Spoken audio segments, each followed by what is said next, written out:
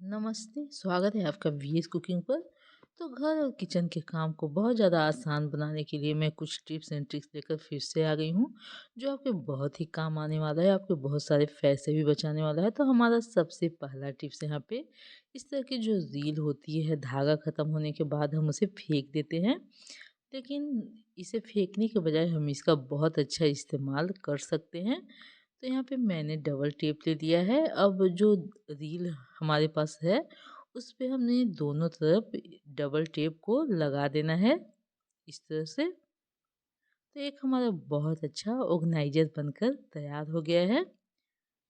तो हमारे पास बहुत सारी छोटी छोटी सुइयाँ होती है, छोटे बड़े हर साइज की। लेकिन हम अगर उसे इसी तरह से इधर उधर रख देते हैं तो वो जब हमें ज़रूरत होती है तो मिलती नहीं है, या फिर धागा में हम इसे फंसा कर रखते हैं तो वो भी इधर उधर खो जाती है। वे सुइयाँ जो है इतनी छोटी छोटी होती हैं कि ये बहुत जल्दी खो जाती है और मिलती भी नहीं। तो हम जितनी भी सुई है, छोटी बड़ी चाहे जितनी भी, उसे हम इस तरह से इसमें रख सकते हैं। तो इस तरह से रखने से क्या होता है कि जो हमारी सुइयाँ है एक जगह रहेगी, और जब हमें ज़रूरत होगी वो मिल भी जाएगी। और इस तरह से हम डबल टेप लगा कर ढक्कन को बंद कर देंगे, तो इस तरह से जितनी भी सुइयाँ हैं इसमें रहेंगी। तो होप करती हूँ कि ये टिप्स भी आपको पसंद आई होगी फ्रेंड। फिर इसे हम सुई धागा के डब्बे में रख देंगे। तो इस तरह से जितनी भी सुइयाँ हैं एक जगह रहेंगी। तो चलिए अगला देख लेते हैं। तो अगला है इस तरह के जो बटन होते हैं उसे लेकर।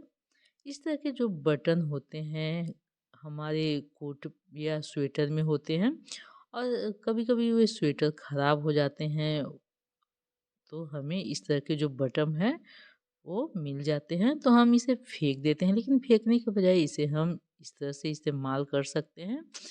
कई बार क्या होता है कि हमारे पास साड़ी पिन नहीं होता है और हम सादा पिन लगाते हैं, जो देखने में बिल्कुल भी अच्छा नहीं लगता है। तो इस तरह से आप साड़ी पिन की तरह इसका इस्तेमाल कर सकती हैं। बटन का देखने में भी ये काफ़ी ज़्यादा सुंदर लगेगा। आप देख सकते हैं, मैं साड़ी में लगाकर आपको दिखा रही हूँ। तो इस तरह से जो पिन है वो बहुत अच्छे से साड़ी पिन का काम करेगा। तो इस तरह से इस बटन का इस्तेमाल आप कर सकते हैं। हमारा एक साड़ी पिन इस तरह से बनकर तैयार हो जाता है, जो देखने में काफ़ी ज़्यादा सुंदर लगता है। तो चलिए अगला देख लेते हैं। तो अगला है माचिस को लेकर।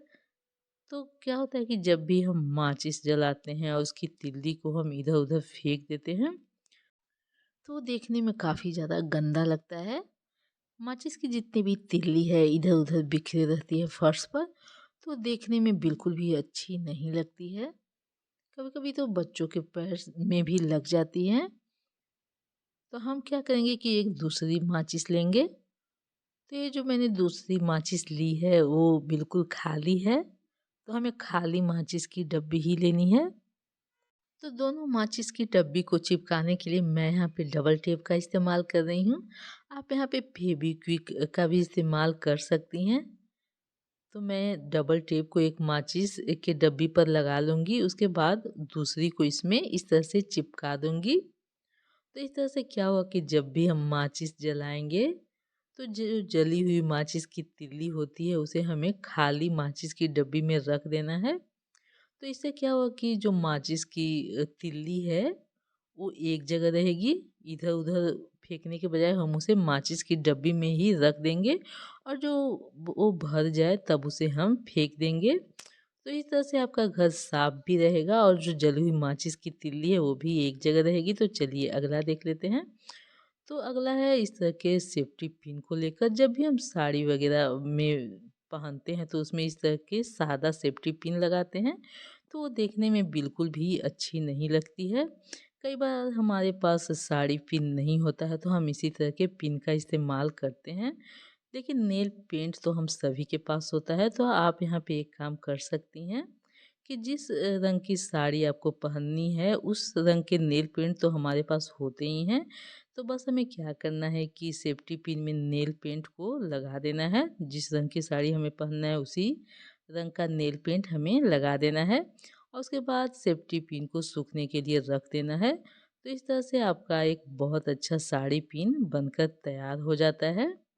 तो यहाँ पे जब आप इस सेफ्टी पिन को लगाएँगे साड़ी में, तो ये बिल्कुल भी नहीं दिखेगा और अच्छा भी लगेगा, क्योंकि ये साड़ी के कलर का हो जाएगा। तो यहाँ पे आप देख सकते हैं, देखने में भी ये बिल्कुल भी ख़राब नहीं लगेगा। तो इस तरह से आप सेफ्टी पिन का इस्तेमाल इस तरह से कर सकती हैं, अगर आपके पास साड़ी पिन नहीं है तो। तो होप करती हूँ कि ये टिप्स भी आपको पसंद आई होगी। तो चलिए अगला देख लेते हैं। तो अगला है गैस बर्नर को लेकर। जो गैस बर्नर है कभी-कभी काफ़ी ज़्यादा गंदा हो जाता है, उसमें कार्बन जम जाते हैं और उसके छिद्र भी बंद हो जाते हैं, तो इसे हम साफ़ करेंगे। तो साफ़ करने के लिए मैंने यहाँ पे थोड़ा-सा दूध ले लिया है, क्योंकि दूध से बहुत अच्छे से सफाई हो जाती है। उसके बाद यहाँ पे मैंने थोड़ा-सा व्हाइट वाला पेस्ट ले लिया है। उसके बाद आधा शैम्पू का पाउच हम इसी में डाल देंगे। उसके बाद आधा नींबू ले लिया, उसके रस हम इसमें डाल देंगे। और इन सारी चीज़ों को डालने के बाद हम इसे 1 घंटे के लिए छोड़ देंगे। तो जो पेस्ट है मैं दोनों बर्नर पर अच्छे से लगा दे रही हूँ।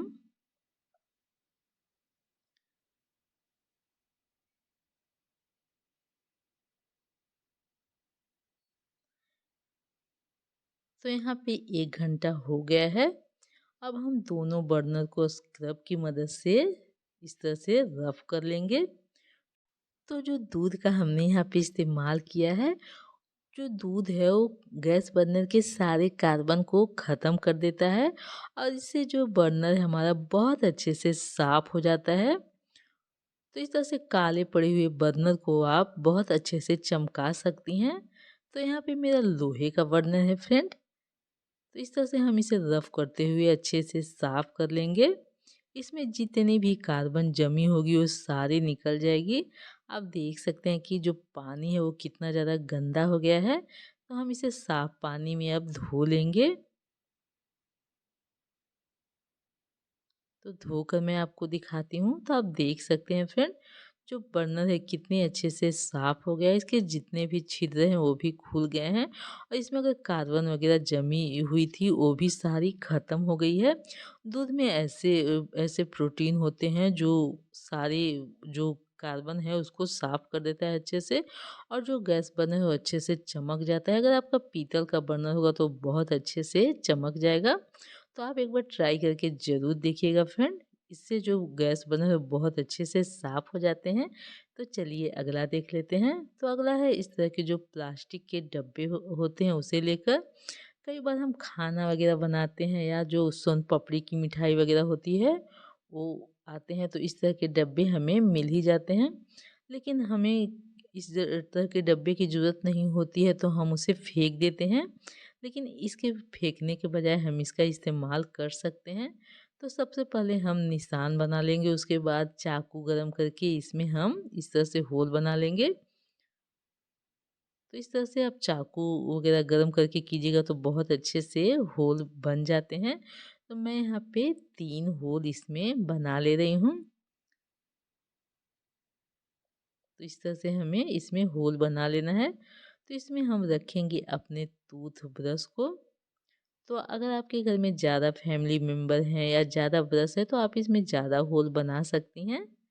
मुझे इतनी ही ज़रूरत थी तो मैं 3 ही इसमें बना रही। तीनों टूथब्रश को हमें इसमें फँसा देना है। उसके बाद हमें इसे पीछे की साइड डबल टेप लगा देना है।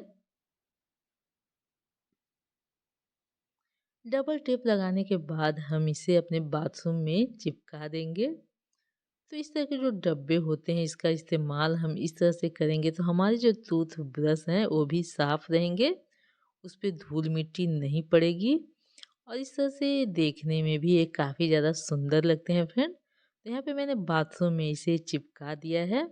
उसके बाद इसमें आप टूथ पेस्ट भी रख सकती हैं या अपने जो फेस वॉश होते हैं उसे भी रख सकते हैं, और उसके बाद ढक्कन लगा दीजिए। आपके जो टूथ ब्रश हैं उस पे धूल मिट्टी भी नहीं पड़ेगी।